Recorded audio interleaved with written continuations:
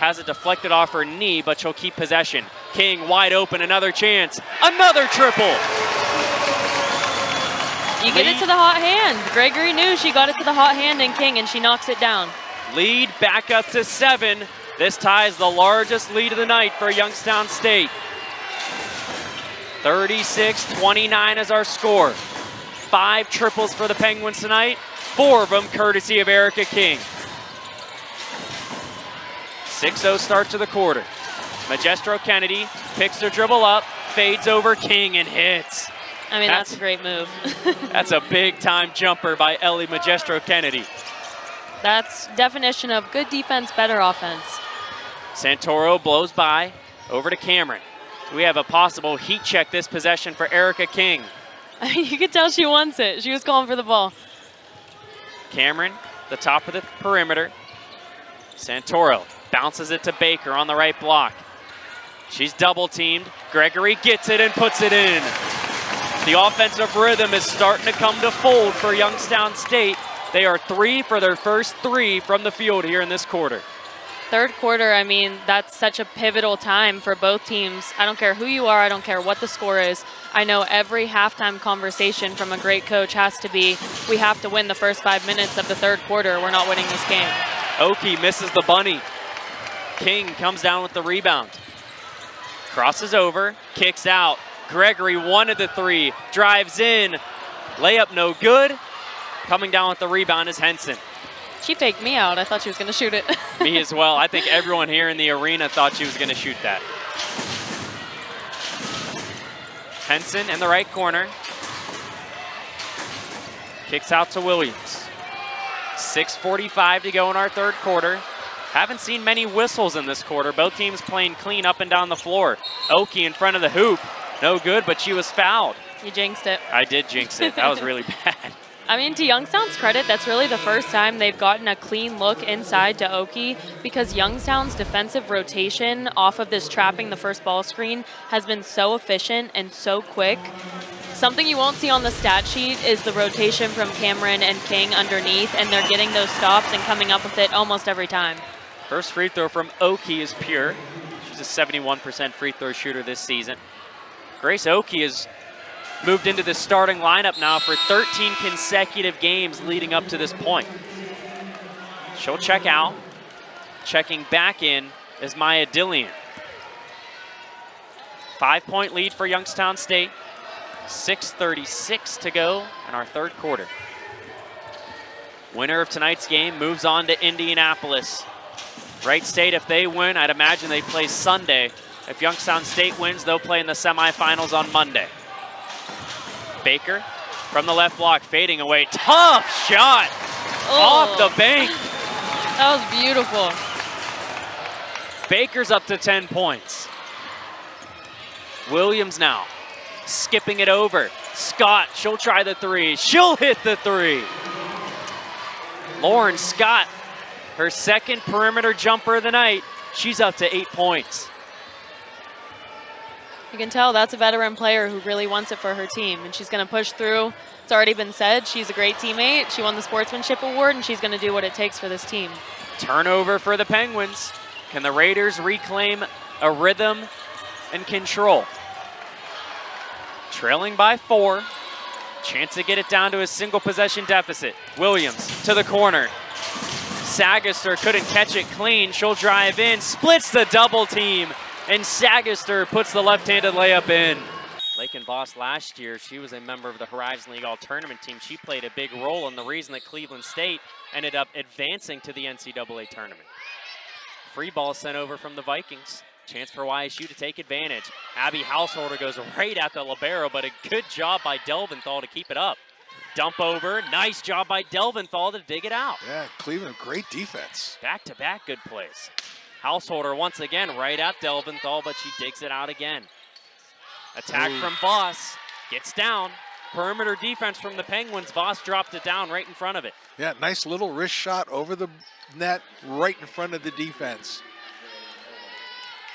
Junior Jerilyn Kohler will serve it next for Cleveland State. 89th meeting all time between these two schools. A lot of history between the two. Householder, strong swing down the line. Abby Householder with the deceiving vision. Her body was facing like she was going to go cross court. She turns the wrist, goes down the line. That's an experienced shot right there. Turn, snap over your shoulder, down the line. Defense was creeping in. Nice play by her. Abby Householder leads the Horizon League coming into tonight with 387 kills, as we have an ace right there. That'll add to the lead for the Penguins. Taya Nordman with the ace, her 21st of the season. Wow, That's already the 4th aces? ace here in the first set. Yep. That's awesome. She doesn't even lead the team. Abby Householder has 30 on the year. Another serve from Nordman. 14-6 Penguins lead. Attack from List is kept up by Bianca Giglio. Householder will send over the wrist shot. Attack from the middle, diving dig by Householder. Strong swing from Graffis. Now here come the Vikings. That attack will go down for Bryn Van Vliet, the freshman that has really stepped up and played a big role this season for Cleveland State. Van Vliet, 229 kills coming into tonight. 11 matches this season where she's had at least 10 kills. Tough angle by her, right into the middle blocker, but boy, she just cut off just enough to get it through the block. Riley Wadden with the serve. Attack from the middle by Izzy Henry's kept up by Voss. Householder with the attack. Down the line. One-handed dig by Voss. Great defense by Voss. The attack from Van Vliet's kept up. Householder down the line. There wasn't anyone there to keep that one up. Yeah. Another point for the Penguins. Yeah, the block dove outside. Abby had a job, and she jumped up, hit it right over the block as that block was reaching outside to get that play. As you can see it here in the replay. Timeout by Cleveland State. So we take another look at this attack and kill from Householder. Yep, no one was rotated back there. Counts even at 1 ball and 1 strike. Gilkerson, the shortstop for the Penguins. 1-1 is fouled into the backstop. That'll push the count to 1-2. Gilkerson, a senior from Strasburg, Ohio. She was the Horizon League Player of the Week on April 6th. Last week, she had 9 hits, 9 RBIs, 2 home runs. The 1-2 is hit into left field, but fouled on the left field line. Gilkerson, coming into today, had team highs with 8 home runs and 19 walks. So not only does she swing at the good ones and elevate them out of the yard, she also has a knack for seeing the bad ones go, as she does right there. Lays off that one in the dirt to run the count even at 2 balls and 2 strikes. They're going to throw down to first. Appeal.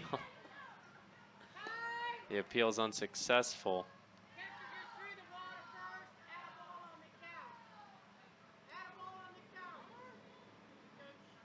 And a ball will be added to the count.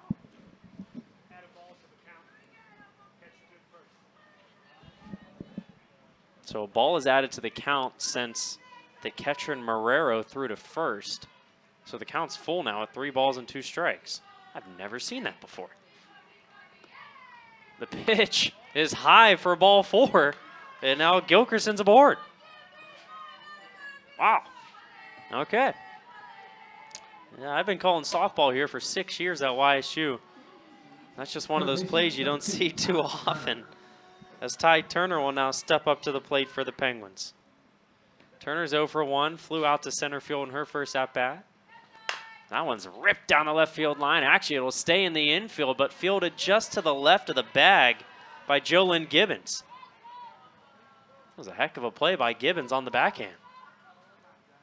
But ball was foul when it touched her glove. So Turner will step back in. The 0-1 is fouled into the backstop. That'll run the count to 0-2. Emma Gilkerson on first with her team leading 20th walk.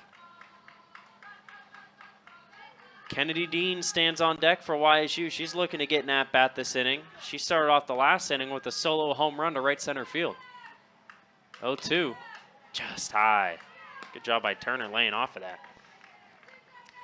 Ty Turner last year started all 48 games at St. Peter's, batted .352, had 32 RBIs. She led the Peacocks with 41 RBIs as a freshman in 2023. Currently up to 20 here in her first year at YSU. The 2-2 is lifted high. Forget about that one. Ty Turner deep into the left field rocks. Penguins lead 3-1.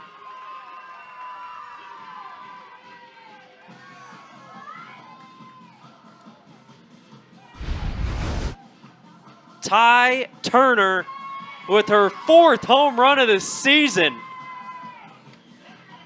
And the Penguins take their first lead of today's doubleheader at 3-1.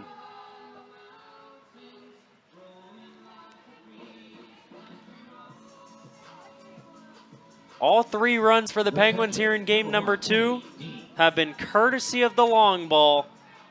And the batter that got the first home run earlier today is stepping in right now in Kennedy Dean. Counts a 2-1. The pitch from Benford is hit into right center field. That'll get down in the gap. Rounding first base is Zajac. That one's going to roll all the way to the wall. Zajac's looking for 3. The throw into the shortstop is cut off. Into third base with a dive is Marco Zajac with a leadoff triple. Yeah, great piece of hitting by Zajac, right? He took those first 2 pitches and then swung at that off speed. Benford came back with the fastball, and he rips it right in the right field gap. And able to turn on the Jets and get all the way to third. And just like that, the Sharon Tigers knocking on the door. Second triple of the season for Marco Zajac. That'll now bring the shortstop Tino Gavin up to the plate for Sharon. Gavin struck out swinging his first time up, but so did Zajac. So we'll see if Sharon can start to get a little bit of a key on Benford here, their second time through the order. Yeah, there's no doubt. They're picking up some confidence. They're kind of timing him up a little bit. So yeah, just get this in play, Tino.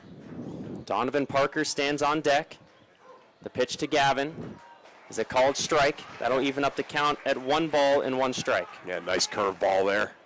Caught the outside edge of the plate. Robert Benford looking to rebound now after the leadoff triple. That one hits Gavin. He checked swing, but he didn't go around, luckily for Sharon's sake, so they don't have runners on the corners, still with nobody out. Awfully loud cheer for a hit batsman from the Sharon fans, but that's not what they're cheering. The victorious District 10 champion Sharon softball team just arrived as a group in their uniform, so crowd giving them some love. As Sharon won their 3rd consecutive District 10 championship, defeating Hickory by a score of 1-0 earlier today at Allegheny College. That was a pitcher's duel. That was a pitcher's duel. Sharon now 21-0 this season. That program only has 3 losses in the last 2 years, one of them coming in the Western Final 2 years ago, and then last year a regular season loss to out-of-state Hubbard, and then they lost in the state quarterfinals.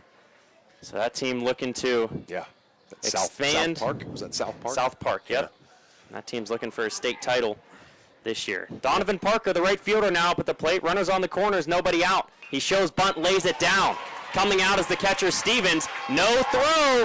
Bases are loaded, still with nobody out. A perfect piece of bunting by Donovan Parker. Yeah, really good discipline there by Zajac on third, because I think if he would have gone, they would have tagged him out.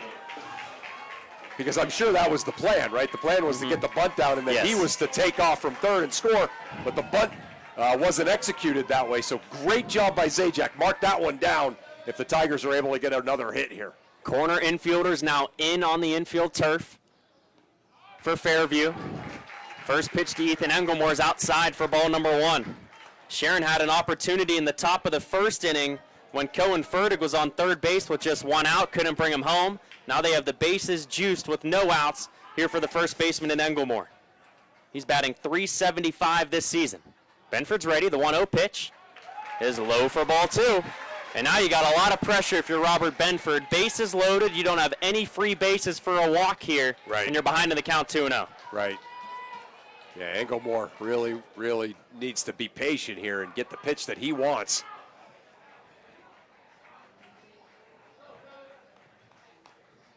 The pitch from Benford swung on and missed for strike number 1. That was that change up again. I love that pitch of Benford's. He's done that now 2 or 3 times where, his arm is going full speed, but the ball comes out of his hand about 3/4 speed. Benford, the right-hander from the stretch. The 2-1 pitch is chopped. Benford's going to come in and field it. Underhand toss to home in time to retire Zajac for the first out. Yeah, that's definitely what I would say is one of the coolest aspects of track and field, whether it's indoor or outdoor. Absolutely. I mean, this is only day 1 of 2, but it feels like we're like at a national championship event with the celebrations of each team. And I think that's what I love about the Horizon League is that, like, the energy is always there. And I don't know if you were there last year. Like, people are pumped. And like you said, that's one of the best parts about track is everybody has an appreciation for one another. Definitely. I can't pole vault, so Yeah. I have the utmost respect for what they have going on over there. And I think that goes for everybody. So, like, I'm just excited that people see people compete, and I think that's always returned. So I love it. And you're from the state of Ohio. You get to compete for the Wright State Raiders, who Yeah. are from your home state. What kind of went into Jahai McDonald as a high schooler picking Wright State as his school of choice? Man, I'm from Dayton, so that's like super close to home. I think it was an exciting prospect to be able to compete for like a hometown kind of thing. And you save, and I stay at home, you save money, right? So you do what you can. I love the coaching staff. The culture is great. They've done a great job there. So. What's up, Penguin fans? Anthony Romo here with one of the most influential men in all of sports marketing and a Youngstown State graduate, Sonny Vaccaro. Mr. Vaccaro, thanks for joining me. I'm so honored to be here. Honored to be here. It's been a long time, and God has graced me with many years. I have a chance to see the new Youngstown State University. So for a lot of people that don't necessarily know the Youngstown State backstory for you, you came to Youngstown State as a football player, had an injury that kind of halted your football career, but able to stay on scholarship if you did a little bit of recruiting for Dom Roselli and the basketball team. That kind of kept you in sports, and then down the line you get into sports marketing. How would you say Youngstown State helped shape you to become the sports businessman that you did down the line? I would never have met Michael Jordan, so that gets to the right point right away. My life changed because Dyke kept me on scholarship, and my man, Michael, Mr. Roselli, gave me a chance to be involved in basketball, which, ladies and gentlemen, I had no interest in at that time in my life. My whole life changed that day I came here, and Dyke saved my life. So we move on. You kind of mentioned the Michael Jordan aspect of this whole interview. After a tireless battle with Adidas and Converse, you and Nike, you helped sign Michael Jordan to Nike, thus thrusting the most popular signature shoe in all of sports. You had to grow relationships with his inner circle, his parents, especially his mother, Dolores, during those talks. How important is it as a businessman or businesswoman to not only grow a connection with your key target, but also their inner circle as well? Well, the family was, especially Mrs. Jordan. At the end, it came down to her recommending to me, if you watched the movie or read the book, you understand that, Dolores was the key thing. She was the one that guided Michael through this. And I was very fortunate to have an opportunity, my wife and I, to spend a lot of time with her to get to that point. My son is the shoe. Yeah, definitely. Yes. So after you signed Michael Jordan with Nike, another big part of your career was the ABCD basketball camp. You brought some of the top high school basketball talent in the country all in the same place for about 20 years.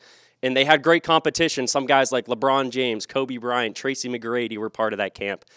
How big do you think that high school basketball camp was for growing the personal brands of these players at a young age through their competition?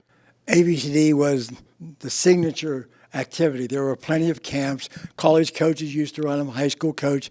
ABCD separated everything because that camp opened the door for what talent would be, and it also opened the door, and no one understands, we had a lot of kids from Europe starting to come. But if you were invited to ABC, you were somebody. Or better yet, you were like Tracy McGrady. You were nobody, but somebody recommended you, and you played in the camp, and he became one of the greatest of all time. That's the signature camp in all sports basketball history. All of us here at Youngstown State appreciate Sonny Vaccaro's time. Halftime continues after this.